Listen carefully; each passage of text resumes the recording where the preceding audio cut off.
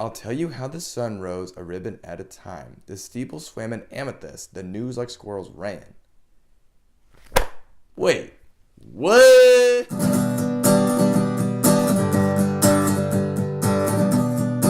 Hello and welcome to Lateral. My name is Nicholas. I really appreciate the response I got from my last video.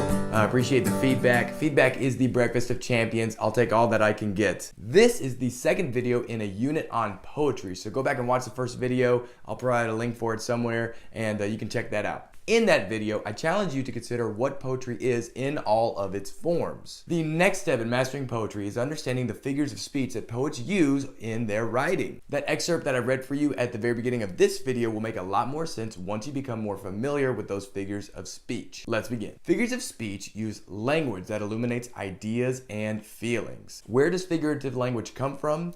It comes from all the things that are real to us, but we cannot perceive with our senses. Happiness, sadness, anxiety, hubris, ethnicity, law, all of these things are real to us, but we can't see, taste, touch, smell, or hear them. You can only think about them or feel them.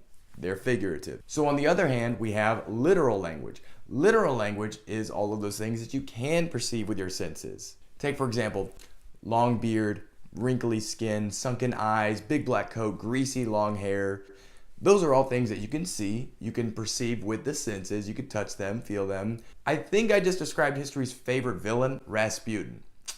Moving on. Now there are specific figures of language that poets and almost everybody use, and we cannot begin to comprehend poetry until we become familiar with those figures of speech. You'll need to familiarize yourself with them. So I provided a Quizlet sort of study session right here and in the info section. I want you to spend about 10 to 15 minutes studying those Quizlet cards and then come back and watch the next video.